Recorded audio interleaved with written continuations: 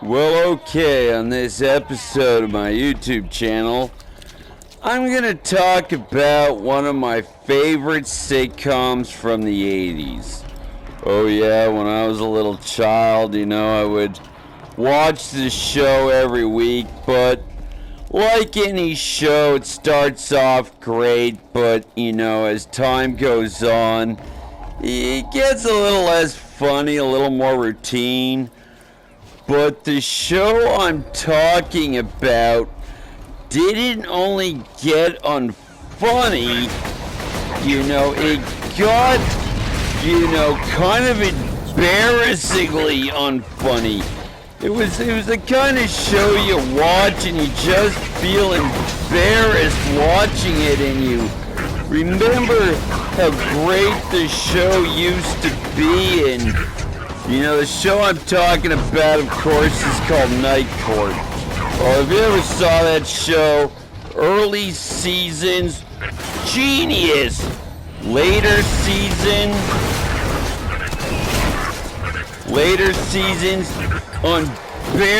embarrassingly unfunny. The early seasons, the show had a very serious vibe to it.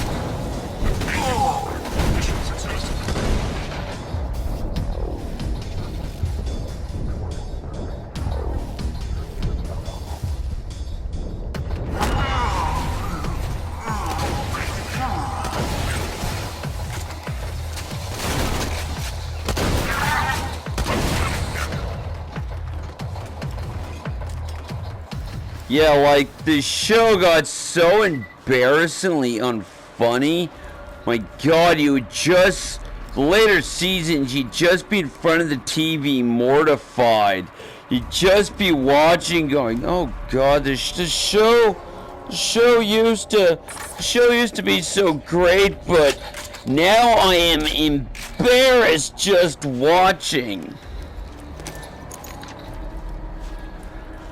Yeah, that was Night Court, Early seasons, the show was very serious.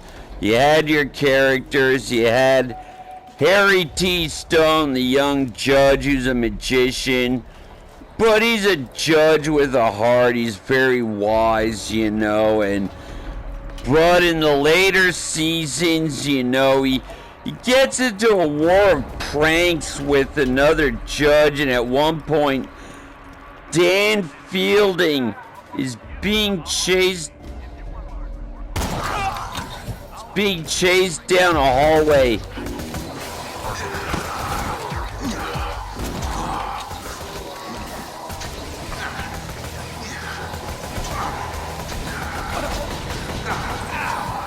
Yeah, Dan Fielding, this war prank between two judges, is being chased down a hallway by a giant 8-ball. Apparently at one point, a case Night Court was trying got bumped up to the Supreme Court. Till the Supreme Court goes, no, Night Court, no. This is a house of respectful law. This is a respected house, the Supreme Court. We will not sully your reputation by you coming here. So, that would happen every time a case Night Court was trying got bumped up to the Supreme Court. The Supreme Court would go, oh no, Night Court. Oh no, you're not coming to the Supreme Court. You, Dan Fielding, Bull Ross, you are not welcome at the Supreme Court. This is a respected institution of law, not a circus. Yeah, that was Night Court. Night Court was great. The early seasons, had a serious vibe. Later seasons, they kind of got rid of the serious vibe completely.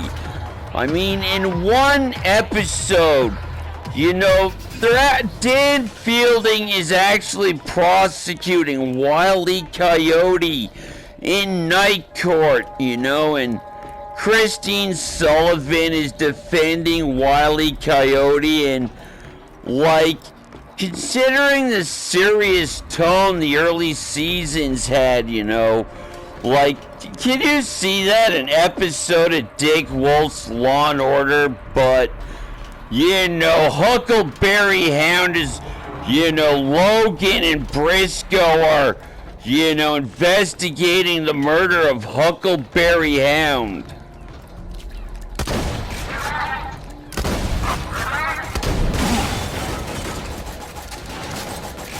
Like, that was the funny thing about the later seasons, you know. Some episodes would be serious and good in the later seasons. Those episodes I liked. Other episodes were so cringe-inducingly, embarrassingly unfunny that I felt embarrassed just watching the show.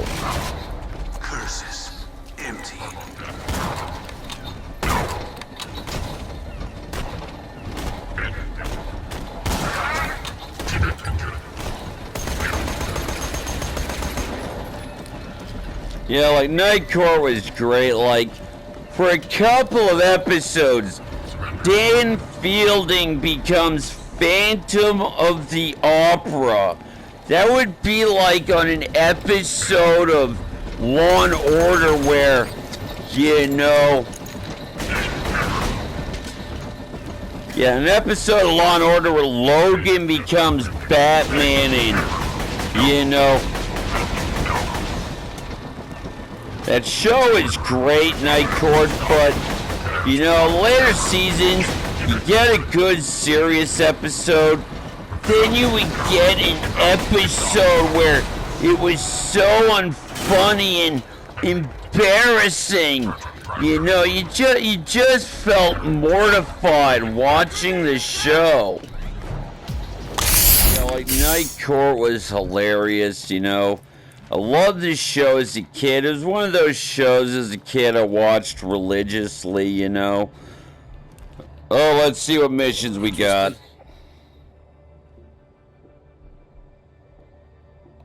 The engineers working in the Hyperion Preserve are still alive. You're gonna fix that. When I was doing recon out there, I heard them experimenting on 3 badass creatures. Get out there and free them. I want to see a bloodbath for what they did to my bird. Oh yeah, we got a bloodbath coming. Yeah, like, this is on it. Like, we'll make this all purpose about talk shows. I watch it occasionally, not really my generation, but I watched the show MASH occasionally as a kid, and that show had such extreme shifts in tone in the same episode. Like, you know, one episode begins where, you know, Hawkeye's telling somebody, yeah, it was the Korean War, I was in a shack hiding for the Korean Army, and there's a woman in there with a baby, and the soldiers were close and about to find us, and if they found me and this Korean woman, we'd be killed, and she smothered the baby, and I'm devastated. I'll never be able to forget that. Then in the same episodes, hey Hawkeye, you're up to that war of pranks with Klinger, you know. God, it's good to see a smothered baby doesn't get in the way of a war of pranks. But it's nice to see that people can find redemption, like Home Improvement, Tim the Toolman Taylor. Oh shit, Tim the Toolman Taylor. Before you got your show Tool Time, well, you got caught selling blow, but, well, you know, like, I can just see Wilson over the fence. Well, neighbor, we felt kind of uncomfortable with you living in the neighborhood, selling that blow, but, well, it's just like how Confucius said. sell blow in the past, but doesn't mean you have to sell blow in the present.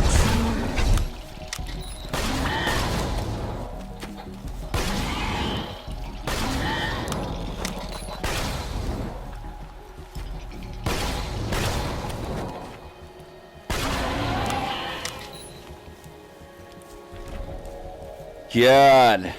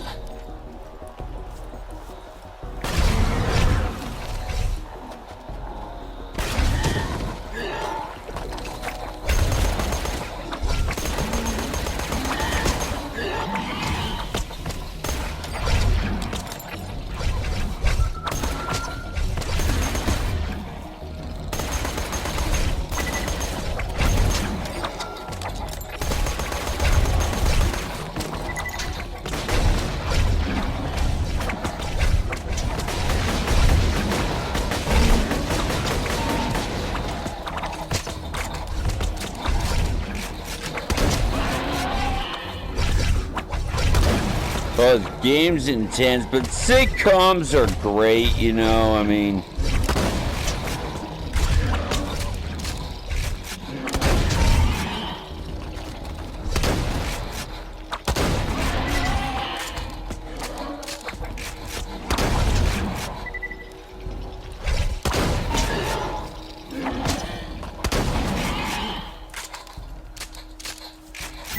Sitcoms are great, but God, sometimes some sitcoms really do not think things out terribly well.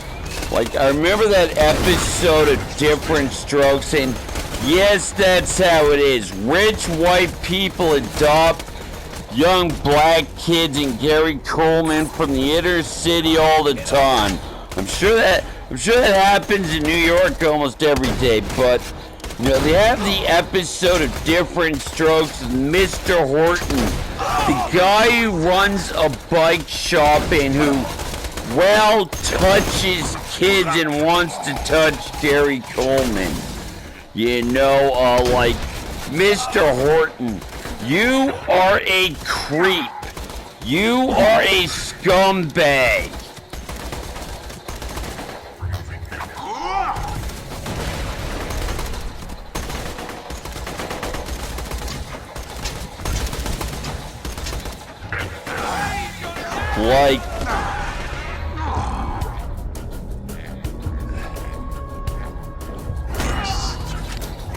Like Mr. Horton, like, he's running a bike shop.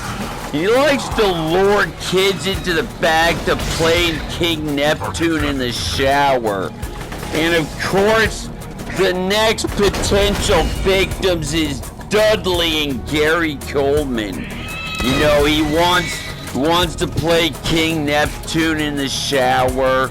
You know, he wants to show him pornographic cartoons. You know, and it is a chilling episode.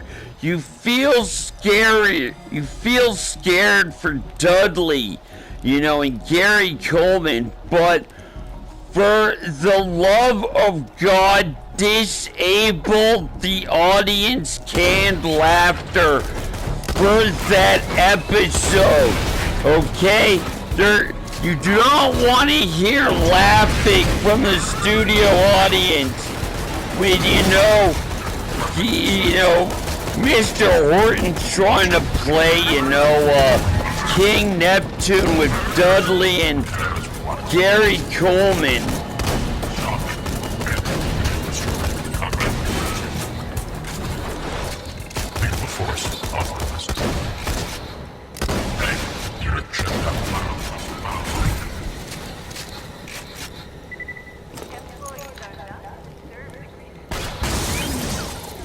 Yeah, but conspiracy in Hollywood.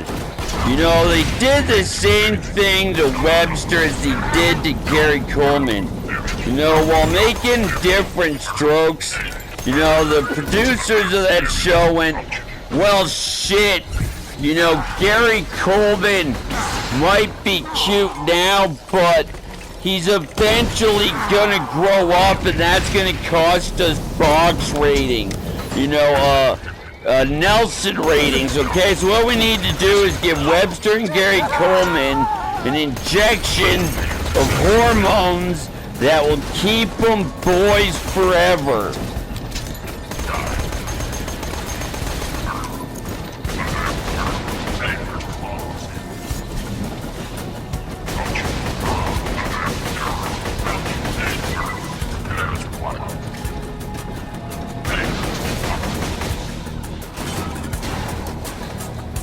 Yeah, like that Mr. Horton episode, King Neptune. Mr. Horton, you're a creep, but that ruined WKRP in Cincinnati.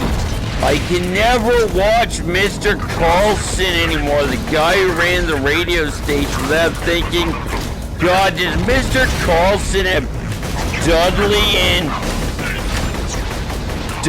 Gary Coleman in the back of the radio station, and they're playing King Neptune?